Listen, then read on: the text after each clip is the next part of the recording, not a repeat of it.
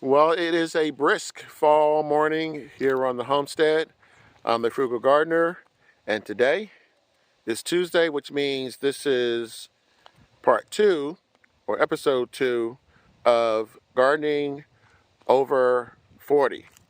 Now, before I get started, I want to take a step back. This last week has been incredible. I did not know what to expect when I first decided to film this series, but I'm reminded of something that my mother taught me years ago. I mean, she's passed away now, but she taught me before I was in my teens to always say thank you. And you guys, man, I'm telling you, I did not know what to expect, like I said, and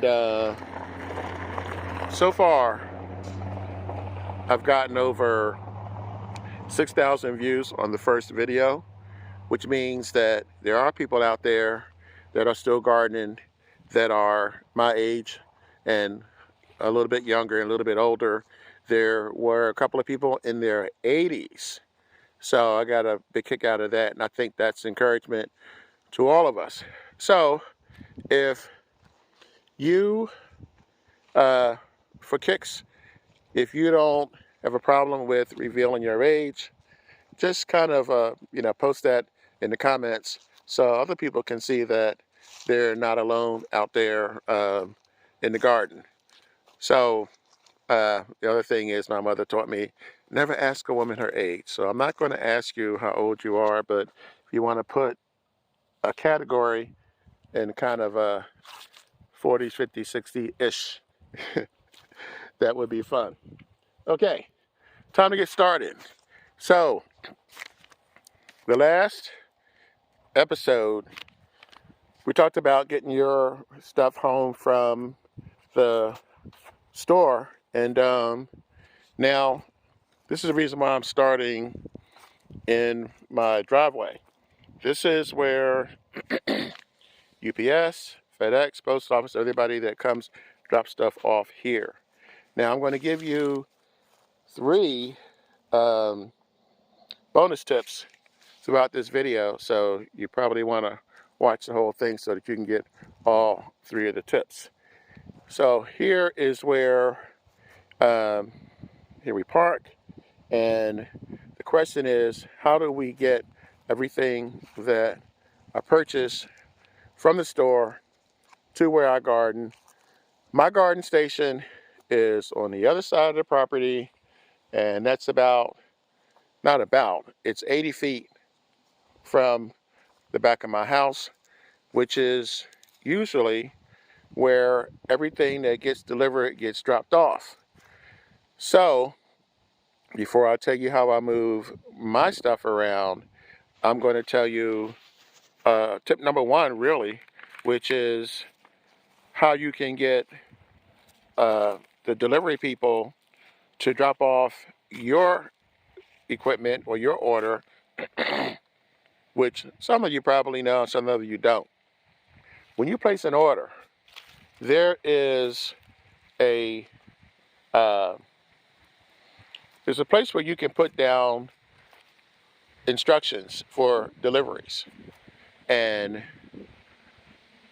I basically tell them I want my delivery dropped off at the front door, not the back door.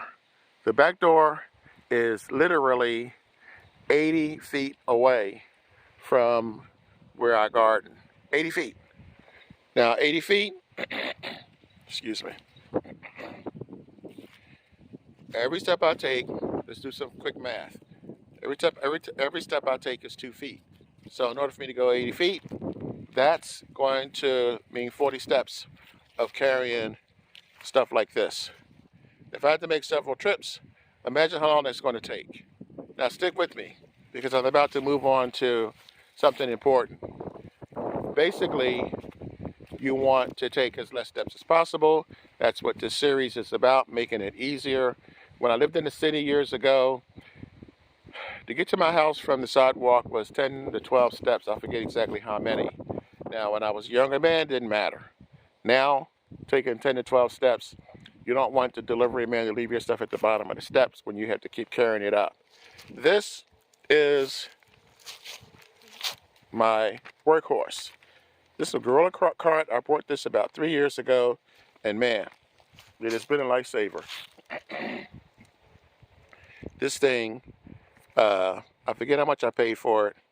I got it on Amazon, but I'll tell you, it's sturdy, it's strong, and this will carry up to 1,200 pounds. So it also has a little latch here. It's a bit rusty. You pull that latch, this whole thing tips back, so you don't have to lift out what you put in. It'll just roll out onto the surface. So in addition to the UPS driver or FedEx or the Postal Service or whoever delivers your packages, when you get your order home that you had the person at the store, customer service person, put in your trunk, you back your car into the driveway, you pull your cart up, you put your whatever it is the contents is, and you simply roll it. So now you're rolling it to where it needs to be. You might not have a big yard like I do. You may not have to go quite as far, but you get the idea. If you have some sort of anything with wheels that you can use to put your order in to get it from one end of the house to the other, this is going to save your back. It's going to save you time. This is my watercress, which I'm going to talk to you about shortly. We'll come back to this. But basically, generally speaking, you want to have as much of an advantage as possible. So here we are. This is where I'm going to stay most of this video, because this is my workstation. Everybody should have one.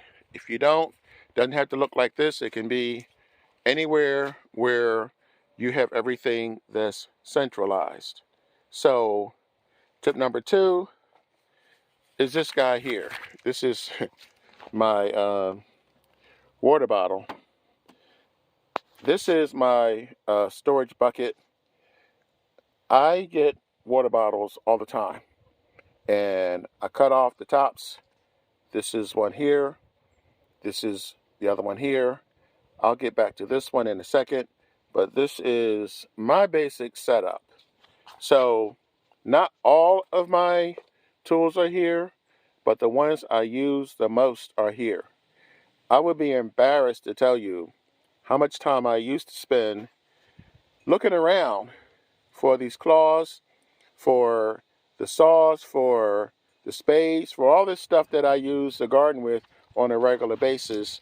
Now I just put it in here, which was free. But don't forget, you have to punch holes in the bottom of this, because if you don't, when it rains, if you leave this out, I mean, it should be covered, but if it's not covered and it rains, then it's going to be sitting in a pool of water. So punch a couple holes in the bottom and you're good to go. Now, this is my setup. It's not complicated, and if you don't have a setup like this, I would suggest that you start with a water jug. At our age, we need to be hydrated, so you definitely want to have water so that you don't have to, anything that's going to stop you from making progress in your garden and having to go in and get a drink and come back, it's going to slow you down. This is my walkie. Ordinarily, you would have your phone here. Now, I'll tell you a quick story. A friend of mine, I won't use her name, she'll know who I'm talking about when I tell you this story.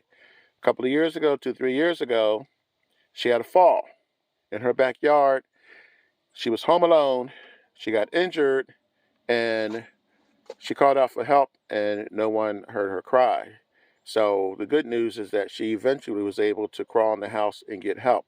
She didn't have her cell phone on her. So my tip to you is whenever you come out the garden, bring your cell phone, because you never know what's going to happen and you never know when you may have to call for help. So you need to have your cell phone with you. You need to have something to keep you hydrated with you. And the thing that I normally do, I kind of spruce this up a bit.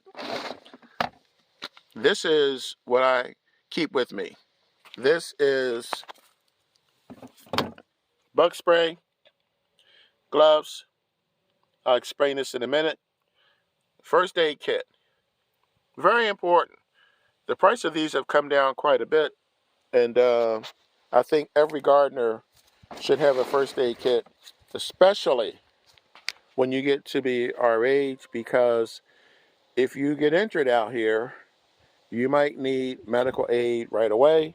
And if you have that kit here, you can tend to yourself, or if you call for help and someone comes out to help you, they can help you on the spot unless it's something, very serious. Now, this last thing here is,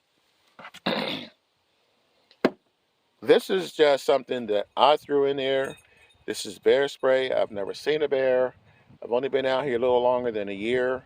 But last year, there were some feral dogs that came through here, and they looked kind of gnarly. They looked like they were going to be a problem. So this is to scare off any unwanted animals. I'm not saying you have to get one of these. I'm basically saying you fill this with what you're comfortable with, but this is, I think, the minimum so that you don't have to run back and forth into the house every time you need to get something. This way, you're taking less steps and you're more efficient. You're getting things done faster. So that's the deal. Now, this is kind of self-explanatory. I keep my water jugs close by. I keep them in the same spot so that it's easier for me to water my plants. Now, here's the other thing. If anybody's been gardening for a while understands that water is heavy. A 2-gallon watering can at 8 pounds a gallon is 16 pounds. I don't know how many people want to lug 16 pounds of water around. So you can half full it and make double the trips, or if you're feeling up to it, if you're feeling frisky and you can handle the full 2 gallons, or just get a 1-gallon jug. So the way my setup works is I put my soil over here. Here's my trusty uh, rounds again. I'm left-handed, so working left to right. Whenever you're working on your pots, again, you're elevated. This is the reason why you want to stand. This stand is about 3 feet. I'm 6 feet, so this is about half my height. So this is a perfect size for me, and this is what I'm working on today. I promised you guys that we would plant something special, and that is watercress. Now don't forget, I still have the third tip that I haven't given you guys yet, which I'm going to give to you in a minute. This is the third bonus tip coming up, but right now this is a different way of growing whatever you want to grow. Now, watercress it's a herb. I'm going to try to see if I can show you a few of the seeds. This is the pack, and I already put seeds on here, but I'm going to try and show you because these seeds are tiny. Let me see if I can put a couple out here. Wait, hold on a second.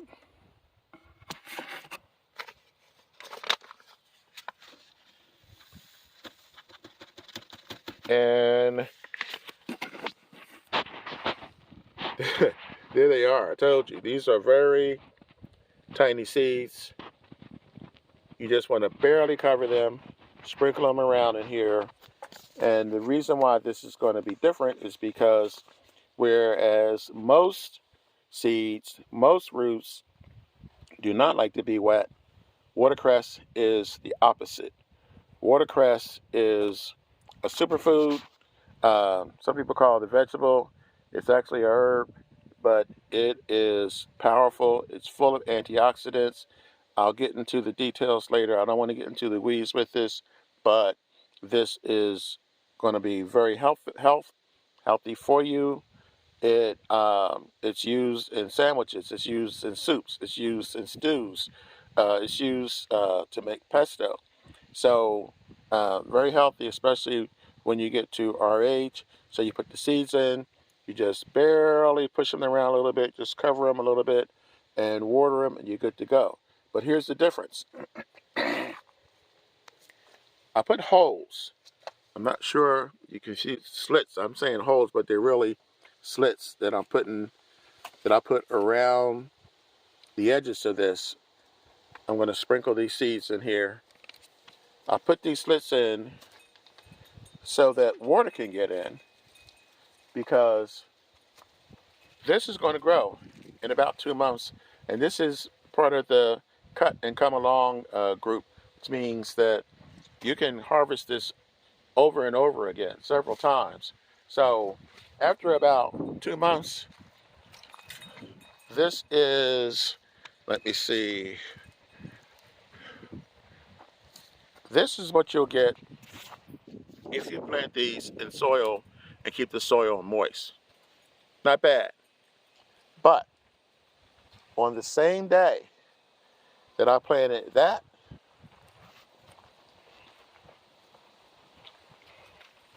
I planted this. Move this over. This is planted in the exact same container that I cut the top off of, but look at the difference. I put this in a tub of water, and I'm going to add more water to this. You can see the roots, and boy, what a difference. So this is what you end up with. As I said, this is a superfood, so you want to make sure you have this in your garden.